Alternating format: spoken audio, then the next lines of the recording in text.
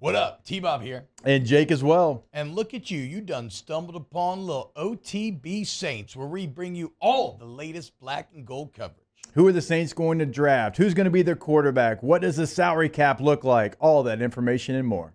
Hope you enjoy it. Like, subscribe. Nick, I mean, pretty validating couple of series, for all the hype. I'm feeling good, dude. Black and gold to the Super Bowl. I mean, feel as sure the Saints should win the NFC South as ever after Sunday. Oh, yeah. I mean, I agree with that. One thing, though, I'm going to say, I don't know if I'd take my side on the magnum opus. I needed 13th grade to finish high school, so I'm not sure that I'm the grammar police here. But no, look, I thought they looked great. That first series was as good as you could have hoped for. I mean, the only two miscues on the whole thing, Chris Olave drop. I don't think we're going to see a lot of those throughout the year. And then the other one, he tried to go like high point to Mike Thomas in the end zone and put the ball only where his receiver could get it, maybe a little bit too high, but then you go and score, I think, on the next play. So I didn't really have anything to critique really on the opening series other than Trevor Penning's false start. I mean, other than that, I thought they were pretty perfect. I thought the 3rd and 8 to Juwan Johnson was a good moment for Derek Carr. Kind of the criticism of him is how he manages the pocket. Does he have the right field to climb? Does he have the right field to flee? I don't want to make too much out of one play, but in the one play we did see where he kind of had to climb the pocket, extend it, and make a play. He did. The Mike Thomas throw I thought was a really great throw for him. He kind of led him to the ground against tight coverage and, again, put it only where his guy could get it and kind of threw him open a little bit. I thought that was a great play.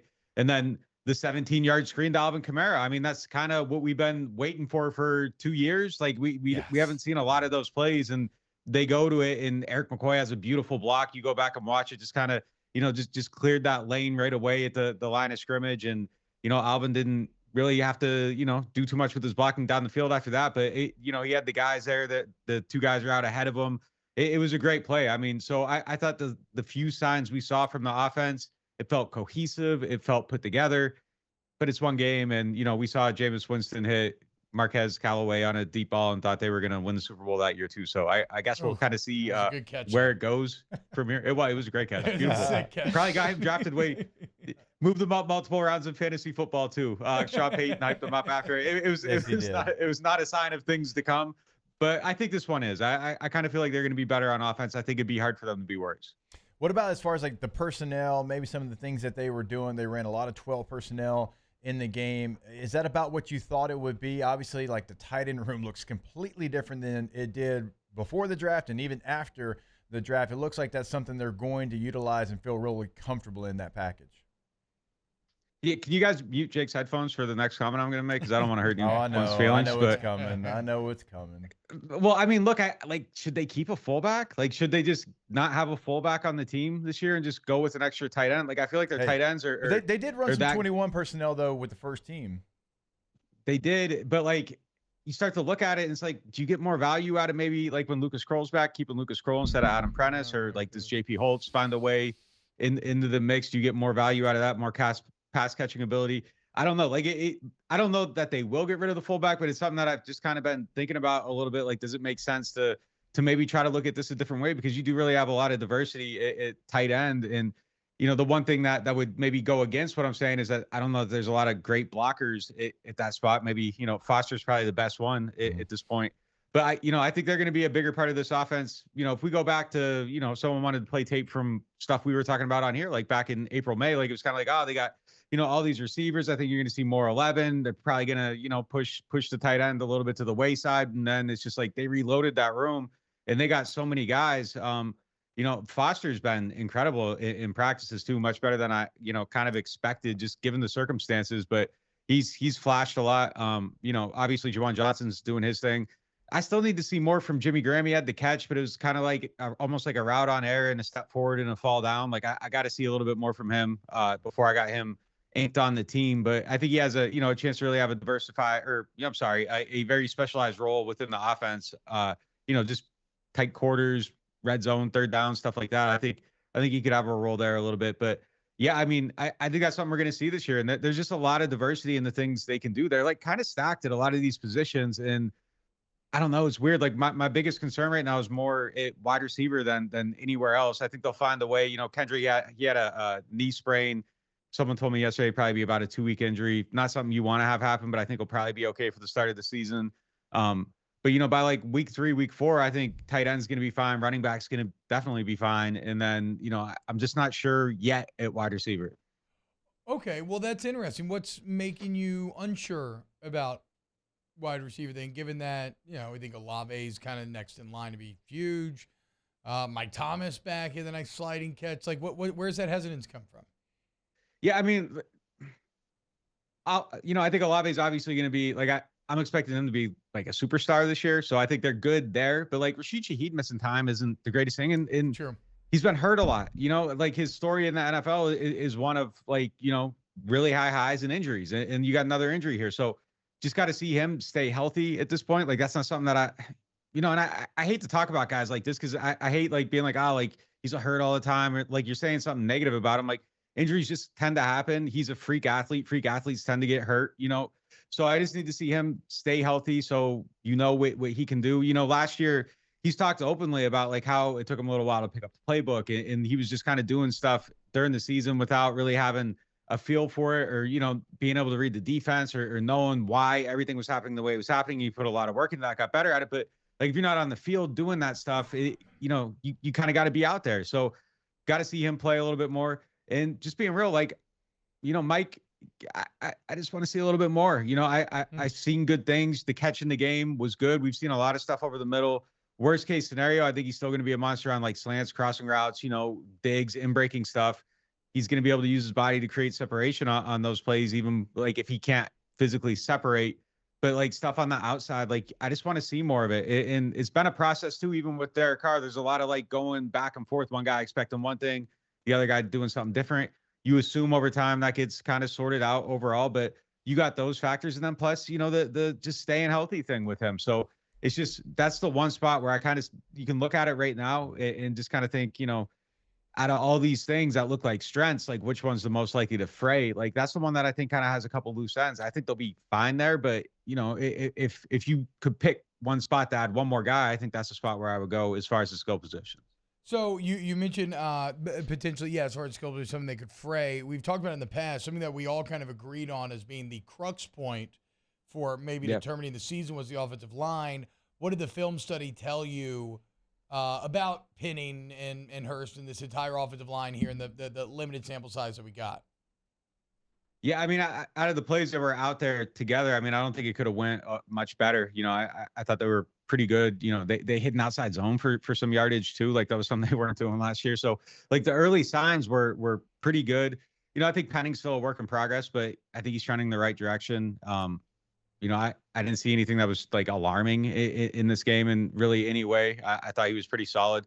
All those guys, look, I think Hurst is going to win that guard spot too. And that might just be like, out of sight, out of mind with Andrews Pete, but man took a pay cut. He's a free agent after this year. Hurst stays healthy. Like just even in like the case where you're like flipping a coin with the two in continuity becomes a thought in the room. And I think it has to. I think you go with him on a coin flip just because you can count on him to play every game, hopefully. So, I thought the O-line was pretty solid. Salivary was good. I thought with the reserves, the rest of the reserves, I don't know how great the depth is, across the line, but I think that the top end guys were probably, as good as you could have hoped for in this game. Everything with the offense, it's just hard to nitpick when they have a drive like that and everything kind of worked well. If we're 8 plays though. Yeah, and if we're talking about position groups, I mean, listening to you talk about receiver has some great points. Offensive line's been one we talked about. One that we thought was going to be a real strength was running back, and it still is probably going to be. But to begin the season, AK is going to miss 3 games. Kendre Miller gets hurt. Sounds like the news is good. Sounds like he'll be ready potentially for the open of the regular season.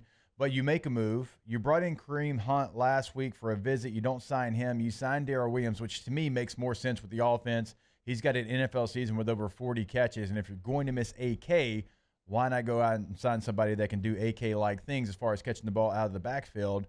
So I like the signing there. But it was a group that I felt really strong about. Now you're trying to piece it together, Nick, as you get ready for the regular season. Yeah, it's definitely not off to the start that you want it to be.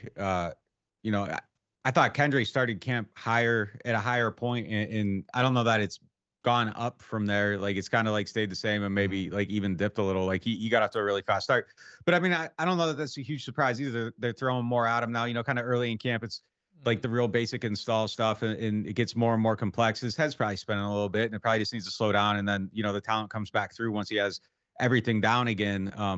So I don't think that's a huge surprise. But yeah, this isn't where you want it to be starting that at all. But we talked about it last week when they had Hunt in here, and it kind of looked like they were going to sign him, and then I don't know, something weird happened. He didn't even work out. He went to Indianapolis. Like he thought he had better money there, and then doesn't sign in Indianapolis. Did he sign somewhere yet? I don't know. I'll look it up real quick. Not that I know of.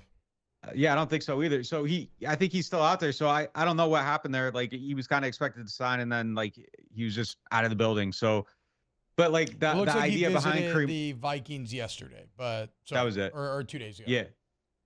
So yeah, I mean, look, I agree though. Like Darrell Williams makes a lot of sense, and it's just kind of in that same school of thought that go out and get somebody that you can kind of know they're going to come in and give you some production. Don't necessarily rely on Ellis Merriweather. Like I feel like, and I'm not taking a shot at him, like I feel like Sean Payton would have seen Ellis Merriweather play in this game and been like, we like our own, we can get by with these guys, and kind of just went out and did it. Like I like not assuming that you're going to be okay in that situation, and they still might not be okay. I think they need a strong running game for the offense to work the way it does. Like you don't want Derek Carr having to he-man you to victories. Like if that's your plan, like you're probably not going to be a very good team. Like I think if you can support him with all these skill position players and have a strong running game and have good tight ends and have good receivers, it takes a little bit off of him, and then he can go out there and execute and be uplifted by the system a little bit, which is something I think he needs. But yeah, those first 3 games without Alvin, if Kendre is banged up, and then just honestly not practicing is probably going to set him back a little bit.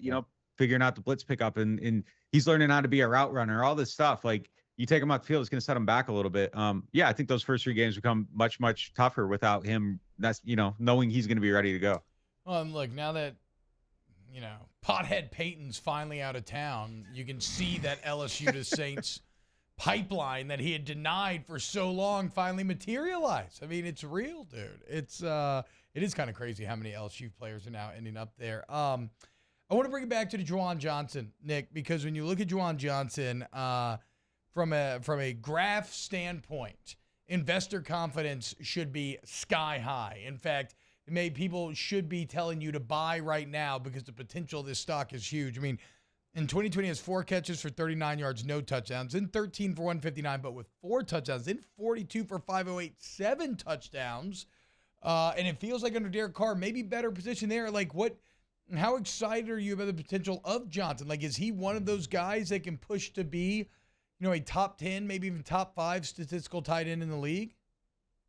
I mean, the crazy thing is it doesn't take like a ton to get to top 10. So I think it's definitely possible. I'm expecting him to have a good season. Look, even just in like those 2-minute drills, like that's where tight ends here it's almost like cheating. Like they're never, like Kobe Fleener put up solid numbers, like just producing in the 2-minute and 4-minute offense, just because it schemes so well. And it's just kind of like nobody's ever covering those guys. And they just, I don't know. It's crazy just how open they always seem in that area. And then you give them Derek Carr, who's a great 2-minute quarterback. And I think, just potential there just to kind of inflate those numbers is really high. But yeah, I think he's going to be good. Like Darren Waller was such a good fit with Carr. And I think, Johnson has some similarities with him. So I just think the way the offense is going to operate. Yeah, I like it. Like, not a knock on Jameis, but like the short area stuff in the field, like that wasn't his forte. So I think that kind of took things back. And then Andy Dalton's not he shouldn't be starting quarterback in the NFL.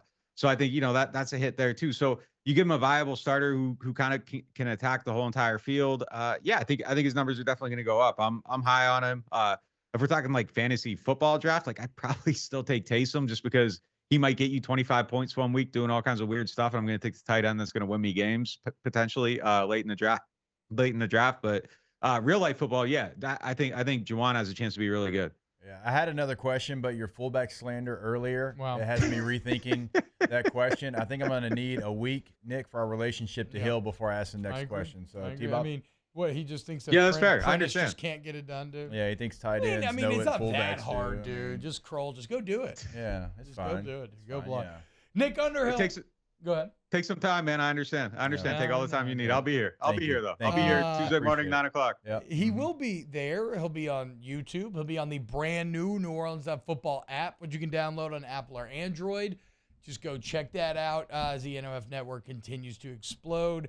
Go sign up today and subscribe. Nick, thank you so much, man, and we look forward to catching up next week. Wow, just amazing black and gold takes right there, Jake. I don't think I've ever heard any takes that are better than the two guys that just gave you that take. And you can keep getting them by going ahead and liking, subscribing, ringing the bell to get notifications when we post. Have a great day. We'll see you on the next OTB Saints.